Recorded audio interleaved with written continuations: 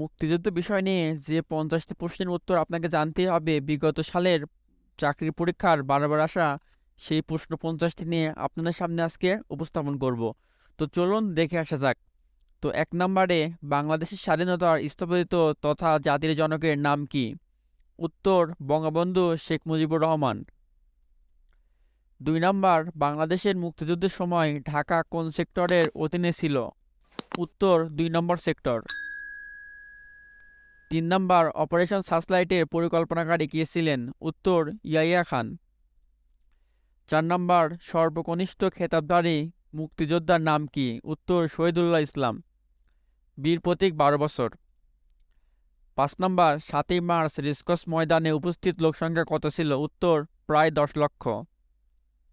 6 নম্বর, মুজিবনগর সরকারের অর্থমন্ত্রীর দায়িত্ব পান কে? উত্তর, এম মনসুর আলী। 7 নম্বর, সরকারিভাবে নিয়মিত বাহিনীর নাম কি ছিল? উত্তর, MF। 8 নম্বর, রাজাকার বাহিনীর গঠন করেন কে? উত্তর, মৌলানা AKM ইউসুফ।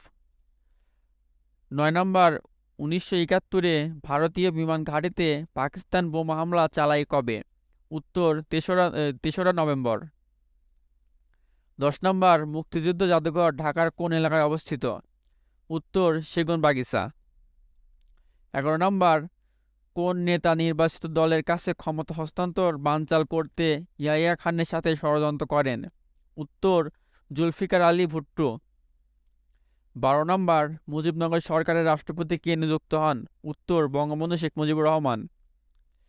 13 নম্বর, মুক্তিবাহিনী কবে গঠিত হয়? উত্তর, 1971 সালের 11ই জুলাই। 14 নম্বর, মুক্তিযুদ্ধে বাংলাদেশকে কয়টি সেক্টরে ভাগ করা হয়? উত্তর, 11টি সেক্টরে। শহীদ বুদ্ধিজীবী দিবস কবে পালিত হয়? উত্তর, 14ই ডিসেম্বর।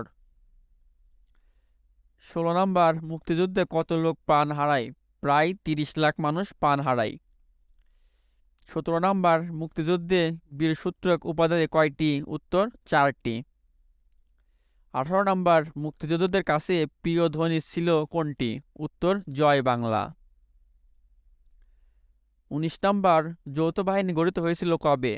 উত্তর, 1971 সালের 21শে নভেম্বর। 20 নম্বর, অভ্যন্তরীণ নৌপথ ও সমুদ্র উপকূলীয় অঞ্চল চালনা কোন সেক্টরের অন্তর্ভুক্ত ছিল? উত্তর, 10নং সেক্টরে। 21 নম্বর, শক্তিশালী পাকিস্তানি সেনাবাহিনীর বিরুদ্ধে যুদ্ধে জয় লাভের জন্য মুক্তিবাহিনীর সদস্যরা নানা ধরনের কৌশল অবলম্বন করেছিলেন। এর মঞ্চে প্রধান কৌশল ছিল কোনটি? উত্তর, গেরিলা আক্রমণ ও সম্মুখ যুদ্ধ। 22 নম্বর, শেখ মুজিবুর রহমান আনুষ্ঠানিকভাবে কবে 6 দফা ঘোষণা করেন? উত্তর, 23শে মার্চ 1966 সালে।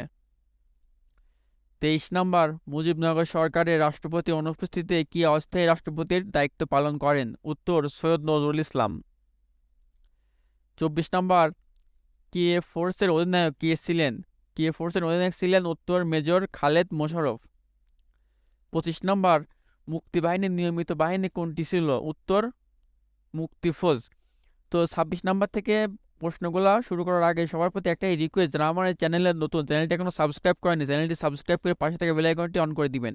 কেননা যে সমস্ত চাকরির নিয়োগগুলো আছে সেগুলো কিন্তু প্রকাশ হওয়ার সাথে সাথে আপনাদের সামনে নিয়ে আমি উপস্থাপন করার চেষ্টা করি। তো রিসেন্টলি কিন্তু এখানে অনেকগুলো চাকরির নিয়োগ চলতেছে, এখনও কিন্তু আবেদনের সময় আছে, আপনারা চাইলে আবেদন করতে পারেন। এছাড়াও চাকরির ভাই বারবার আসা কারেন্ট অ্যাফেয়ার্স সহ যে প্রশ্নগুলো চাকরিতে বারবার আসে সেগুলো নিয়োগ বিজ্ঞপ্তি সহ কিন্তু সমস্ত কিছু আমার এই চ্যানেলে আপলোড করা হয়। তো ভিডিওটি ভালো লাগলে অবশ্যই চ্যানেলকে সাবস্ক্রাইব করে পাশে থাকবেন। তো চলুন 26 নম্বর প্রশ্ন থেকে শুরু করা যাক। 26 নম্বর, কবে শেখ মুজিবুর রহমানকে জাতির জনক ঘোষণা করা হয়?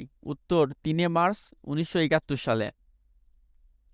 27 নম্বর, বাংলাদেশের মুক্তিযুদ্ধে অসাধারণ বীরত্ব প্রদর্শনের জন্য সর্বমোট কতজনকে বীর সূত্র খেতাব প্রদান করা হয়? উত্তর, 676 জনকে।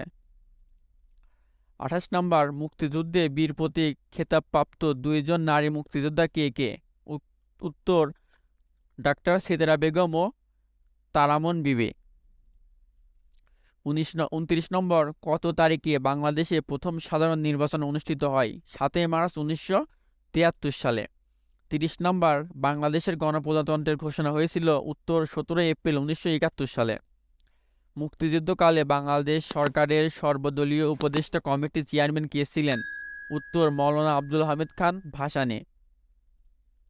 ৩২ নম্বর, মুজিবনগর সরকারের প্রধানমন্ত্রী কে ছিলেন? উত্তর তাজউদ্দিন আহমেদ।